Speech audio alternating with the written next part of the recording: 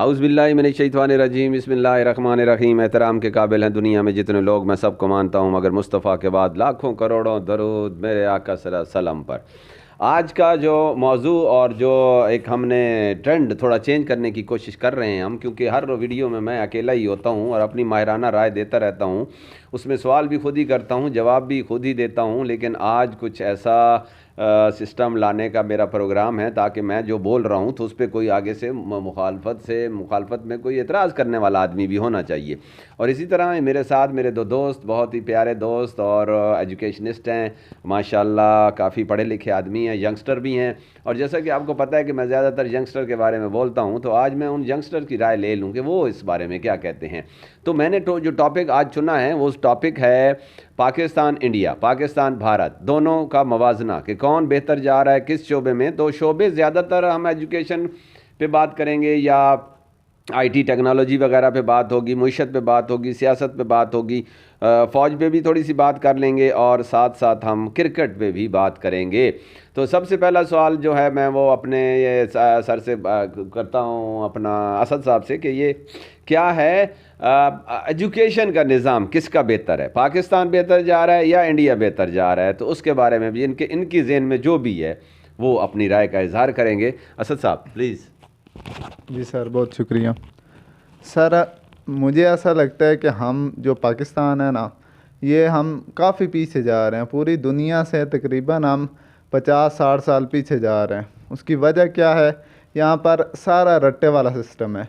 कोई यहाँ पर प्रैक्टिकल नहीं है, कोई कुछ नहीं है, कोई निज़ाम नहीं है हमारा पढ़ाई का। अच्छा, उसके बाद आप इंडिया को देख लें, टेक्नोलॉजी में किधर पहुँच गया है।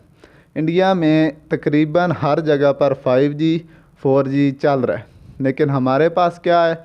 4G आता है सिर्फ शहरों में आता है, वो भी सब तमाम नेटवर्क का नहीं आता, सिर्फ जोंग है या जैज़ है वो सिर्फ प्रोवाइड कर रहे हैं, बाकी ये नहीं कर रहे। तो हम बहुत पीछे जा रहे हैं टेक्नोलॉजी में भी, तालीम में भी। बेसिकली हमारा जो एजुकेशन सिस्टम है वो बहुत ख़राब है। तो मेरी यही राय है कि इसमें थोड़ी सी इस्लाहात की जाए जिससे हमारी दीगर शोबों में थोड़ी सी बेहतरी आ सके। हाँ बिल्कुल, आप ठीक कह रहे हैं कि इंडिया जो है वो पाकिस्तान से काफ़ी सारे फील्ड्स में बहुत आगे है। लेकिन उसमें मैं थोड़ा सा आपका थोड़ा सा इजाफा करता चलूँ कि एक तो उनके बच्चों को हम जब इंग्लिश बोलते हैं, वो स्कूल पढ़ रहे हैं या नहीं पढ़ रहे हैं, उनका इंग्लिश का लेवल बहुत हाई है। और पाकिस्तान के जो बच्चे हैं उनका इंग्लिश लेवल बहुत लो है, बल्कि हम ज़्यादातर रटलाइजेशन पे चल रहे हैं। तो आधे हाँ जी जी सर, बिल्कुल। आप उनकी शोज़ देखें, टॉक शोज़ देखें, उनमें छोटे छोटे बच्चे आते हैं, 6 क्लास के 7 क्लास के बच्चे आते हैं और वो इतनी कमाल की इंग्लिश बोल रहे होते हैं और बग़ैर झिझके। मज़े की बात ये है, इतने कॉन्फिडेंस से बोल रहे होते हैं।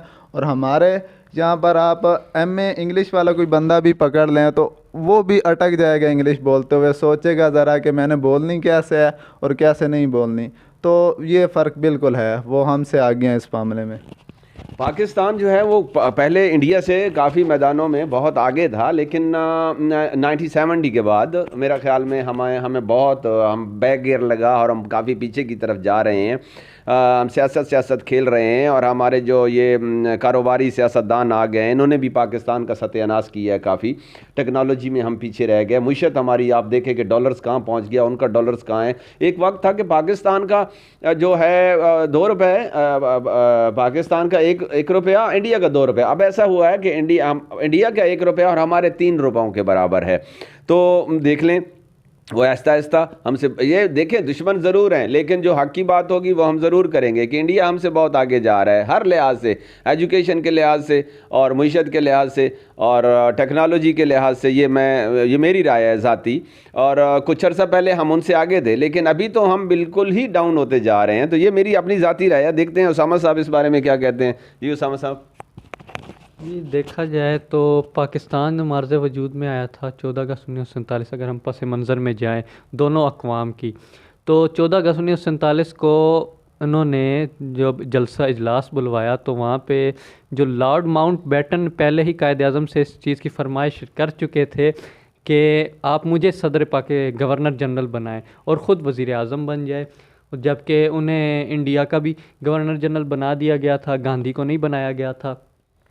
तो उधर नज़रियाती तौर पर देखा जाए तो पाकिस्तान ने उनसे आज़ादी ज़ाहिरी तौर पर हासिल कर ली थी, क्योंकि कायद आज़म ने यह कहा था कि अगर हमने जान ही आपसे छुड़ाई है ठीक, तो हम आपको दोबारा क्यों हुक्मरान तस्लीम करें, जबकि वो दूसरी तरफ इंडिया के बन गए। और दूसरी तरफ जब कायद आज़म की वफ़ात हुई तो उसके बाद कोई भी सुबह वज़ीर और शाम को कोई और इक़्तिदार की जंग खड़ी होगी। उधर से दूसरी तरफ जब इंडिया में देखें, उन्होंने 1 साल के अंदर अंदर अपना कानून, जो कि इस वक्त जो कानून है इंडिया का, वो दुनिया का तवील तरीन दस्तूर है, तवील तरीन दस्तूर। ठीक, अब यहाँ पर देखें एस्टेब्लिशमेंट जब देखा जाए वो उसकी तरफ से मिस हैंडलिंग हो रही है, हुकूमत मिस हैंडलिंग कर रही है। क्यों कर रही है? उनके लिए सही बनाया नहीं गया, सही पॉलिसीज़ नहीं बनाई गई, अवाम दोस्त पॉलिसीज़ उन्होंने नहीं। उन्होंने क्या किया इंडिया में, जो नेहरू ने ये किया कि जो एक तो सबसे पहले उनकी मुखालफत हुई, फ़ौज ने बड़ी मुखालफत की कि आप ये जो पॉलिसी है वो नाफिज ना करें। उन्होंने कहा कि जितने भी इंडिया है सबको बराबर बराबर कोटा दिया जाएगा, और छोटे कद को भी, क्योंकि बंगाल वाली साइड पे देखा जाए तो वहाँ पे ज़्यादातर लोग हैं छोटे कद के, तो छोटे उनको भी कोटा दिया गया, जिसकी वो मुखालफत हुई। लेकिन उन्होंने उन्हें भी कोटा कानूनी तौर पर असम्बली के ज़रिए मंजूर करवा लिया, ज़बरदस्ती। ठीक हो गया, जिसका उन्हें नुकसान हुआ बाद में। फ़ौज का वो लेवल नहीं रहा, लेकिन फ़ौज की तादाद उनकी वाकई बहुत है। जबकि पाकिस्तान में उन्होंने ये किया कि पाकिस्तान में इस तरह हुआ कि पाकिस्तान में जिस तरह जो असूल थे, जो कवानीन थे फ़ौजदारी के, वो फ़ौज के वही नाफिज कर दिए, ख़ुद से कोई कवानीन नाफिज नहीं किए। जहाँ तक मैं बात करता हूँ, हम देखें, हम एक पाकिस्तानी हैं और हम हमेशा पाकिस्तान की सलामती चाहते हैं, और पाकिस्तान हमारा वक़ार है, हमारी इज़्ज़त है, हमारी शान है। लेकिन बात स्पोर्ट्समैन स्पिरिट का मुज़ाहरा करते हुए हमें बातें करनी है। इंडिया तमाम शोबों में बहुत आला है, लेकिन जहाँ तक मैं समझता हूँ कि जो अपना हमारी आर्मी उनसे बहुत बेहतर है। काफ़ी जगहों पे हमने उनको थोड़ा सा ये किया है, लेकिन इंडिया भी ठीक है, आर्मी में बहुत अच्छा है। एक तो उनके थोड़ा सा कुछ गलत काम करते हैं बॉर्डर पे, वो जो है थोड़ा सा छेड़छाड़ी करते रहते हैं, और आगे से हमें भी फिर जवाब देना पड़ता है। लेकिन एक ये ज़्यादातर शोबों में इंडिया हमसे बहुत आगे जा रहा है। इंडिया ने आईटी में बहुत, इंडिया वो कौन सा शख्स है जिसने वो गूगल का, वो बड़ा कौन है? हाँ, गूगल का सबसे बड़ा इंडिया का है सीईओ। गूगल का जो सीईओ है उसका नाम सुंदर पिचाई है। ज़बरदस्त सुंदर पिचाई, ये सब उनकी खारजा पॉलिसी है। क्योंकि ट्विटर का सीईओ देख लें इंडियन, अमेज़न, जो बड़ी बड़ी कंपनी है पूरे जो वर्ल्ड वाइड की बड़ी बड़ी, उन सब के सीईओज़ कौन से हैं, सीईओज़ या चेयरमैन या बड़े बड़े ओहदों पर जो भी बैठे हैं आईटी कंपनी में और दूसरी कंपनीज़ में, वो सारे के सारे वो इंडियन है। ये खारजा पॉलिसी है उनकी। देखें, उन्होंने कभी इस तरह ध्यान नहीं दिया इस तरफ, जबकि हमारी खारजा पॉलिसी का अहाता सिर्फ कहाँ पे रहा है, पाकिस्तान की गवर्नमेंट का खारजा पॉलिसी सिर्फ और सिर्फ कश्मीर आज़ाद करवाना है। आप दूसरे मसलों पर भी तवज्जो दें, हाँ वो एक अहम मसला है, हल तलब है, लेकिन आप दूसरों को भी तवज्जो दें। तो बिल्कुल इसी तरह बात है। अगर मैं यही कहूँगा कि हमारे इश्यूज़ जो हैं वो इनसे बहुत कम है, क्योंकि उनका पता नहीं कितना गुना, हमसे 8 गुना बड़ा है इंडिया। तो वो अपने आप को काफ़ी बेहतर करते, जहाँ कमियाँ वहाँ भी हैं, गुर्बत वहाँ ज़्यादा है और बहुत से मसाइल हैं इंडिया वालों को भी, लेकिन ओवरऑल जो हमारा जो सिस्टम है और वर्ल्ड लेवल पे अगर हम देखें तो इंडिया हमसे बहुत बेहतर जा रहा है। और पाकिस्तान जो है, इसको हमें बस लीडरशिप की कमी है। हमारे पास अगर अच्छा लीडर आ जाए तो इंशाअल्लाह पाकिस्तान दिन दुगनी रात चुगनी तरक्की करेगा। और चाइना हम लोगों के से बाद में जो आज़ाद हुआ, लेकिन अभी देखें 1970 में चाइना वाले हमसे सीखने आते थे PIA से मुतलका। बहुत सारी एयरलाइंस दुनिया में पाकिस्तान ने चलाई हैं, लेकिन हमारी PIA आज बंद पड़ी है। तो ये सिर्फ और सिर्फ क्या है, लीडर्स। और हमारी कौम के अंदर भी इतना शऊर नहीं है कि कोई ऐसा शख्स चुन लें जो पाकिस्तान का, हर बंदा अपने फ़ायदे के बारे में यहाँ जो भी आता है, अपनी करप्शन, अपना निज़ाम, जितने तक लीडर्स अच्छे नहीं आएंगे पाकिस्तान कभी भी बेहतर नहीं हो सकता। और आपके इस बारे में क्या राय है? सर बिल्कुल आपने ठीक कहा। मेरे ख्याल के मुताबिक जो पॉलिटिकल इंस्टेबिलिटी होती है ना, ये सबसे ज़्यादा डिपेंड करती है किसी मुल्क की मईशत पे। तो हमारा जो मुल्क है उसमें पॉलिटिकल इंस्टेबिलिटी चाह रही है, आजकल इक़्तिदार की जंग चाह रही है। कोई पता नहीं चलता कि सुबह कौन वज़ीर आज़म है, शाम को कोई और बन जाता है। तो इस वजह से हम पीछे जा रहे हैं। एक पॉलिटिकल अनस्टेबिलिटी है, दूसरा मैनेजमेंट के क्राइसिस है हमारे यहाँ। तो ये मेजर दो इश्यूज़ हैं जिसकी वजह से हम इंडिया तो क्या, इंडिया को छोड़ें, बांग्लादेश उससे भी हम पीछे हैं, नेपाल उससे भी हम पीछे हैं, चाइना से भी हम पीछे हैं। तो हम इंग्लैंड का और अमेरिका का कैसे मुकाबला कर सकते हैं? हम तो अपने जो करीबी ममालिक हैं उनसे भी सबसे पीछे रह चुके हैं। तो मेन इश्यूज़ ये हैं। तो इधर हम बस नया पाकिस्तान बनाने के चक्कर में हैं, देखते हैं कब नया पाकिस्तान बनेगा, ये भी बहुत बड़ा सवाल है, लेकिन इस पे आज हमें डिस्कस नहीं करना। अगर पाकिस्तान का आज कुछ है तो वो सिर्फ हमारी पाक आर्मी, हमारी फ़ौज, हमारी एयरफोर्स, हमारी नेवी, इसने हमें बहुत बड़ा संभाला हुआ है। और हमारी मुईशत में भी ये लोग बहुत अहम किरदार अदा करते हैं। इनके काफ़ी सारी चीज़ें ऐसी हैं जो इनके ज़रिए, एक तो बाहर से काफ़ी जो डेपुटेशन पे हमारे फ़ौजी लोग जाते हैं उस वजह से भी काफ़ी पैसा पाकिस्तान में आता है। और हमारी जो आर्म की जो चीज़ें हैं, यानी कि ये जो गन्ने और जिस तरह की टेक्नोलॉजी, और पाकिस्तान ने एक दफ़ा ये F-16 नहीं, मेरा ख़्याल में एक तैयारा ऐसा है, उसका मुझे नाम मेरे जहन से उतरा पड़ा है, कि जो फ्रांस ने हमें अपना कचरा दिया था और हमने उससे जहाज़ बना लिया।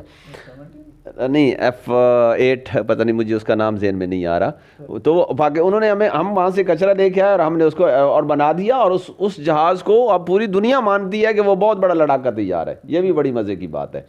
तो हमारे यहाँ हमारे पास टैलेंट बहुत ज़्यादा है, बेतहाशा, सिर्फ़ और सिर्फ लीडर्स। किसी तरह अल्लाह हमारे इन लीडरों से जान छुड़ा दे, हमारी इन सारे लीडर से। किसी एक पे हम बात नहीं कर रहे। देखें, जरदारी हो गया, नवाज शरीफ हो गया, इमरान खान हो गया, क्या किया है इन्होंने? हर बंदा नई चाल सोच के आता है और हमारे पाकिस्तान के बारे में नई नई गेम्स सोचते हैं, अपने बारे में सोचते हैं। बाहर से कुछ पॉलिसी, कुछ लोग ऐसे हैं जो हमें डील कर रहे हैं और हम उनका शिकार होते जा रहे हैं। लेकिन आज हम इस बहस में मैं ट्रिब्यूट पेश करूंगा, लेकिन ट्रिब्यूट पेश करने के बाद ये ना हो कि मेरे पे गद्दारी का ठप्पा न लगा दें। पाकिस्तान में दो ठप्पे बड़ी जल्दी लगते हैं, एक तो गद्दारी का और एक काफिर होने का। ये तो 2 मिनटों में लगा देते हैं। इसी चक्कर में हम पड़े हुए हैं, वो गद्दार और काम कोई नहीं करना। हकीकत में हम सब गद्दार हैं और हकीकत में मुझे तो लगता है हम सब काफिर हैं। लेकिन ट्रिब्यूट इंडिया को, वेल डन, आप लोग अच्छा काम कर रहे हो, और इंशाल्लाह हम भी आपका मुकाबला, पॉजिटिव मुकाबला करेंगे, नेगेटिव नहीं। आपकी टांगें नहीं खींचेंगे। बहुत जल्द एक वक्त आने वाला है जब हम आपको फिर से एक दफ़ा क्रॉस कर लेंगे और आपसे बेहतर टेक्नोलॉजी में भी, मुईशत में भी, एजुकेशन में भी।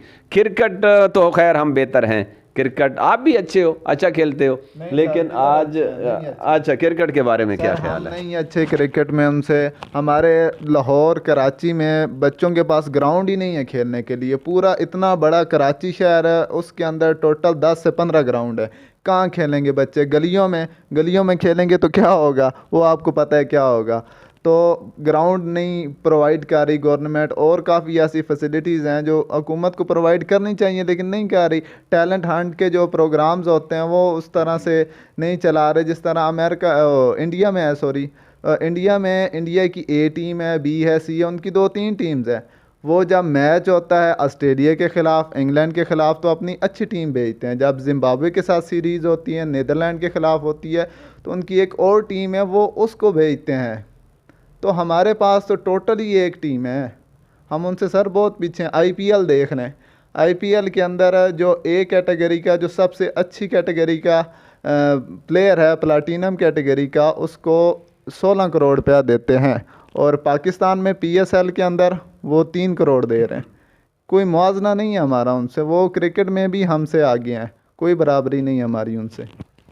तो मतलब ये हुआ कि हमारी आज की डिस्कशन जो है वो ज़्यादातर इंडिया के हक़ में जा रही है, और इंडिया हमसे बाजी ले गया आज की बहस में। लेकिन हम इंशाल्लाह आपके सामने आइंदा भी आते रहेंगे और बहुत प्यारे प्यारे मौजू लेकर आएंगे और उस पर हम बात करेंगे। ये हमारा आज पहला प्रोग्राम है, नया एक्सपीरियंस है, उम्मीद है आप लोगों को पसंद आया होगा। तो इजाज़त चाहता हूँ, अल्लाह हाफिज़।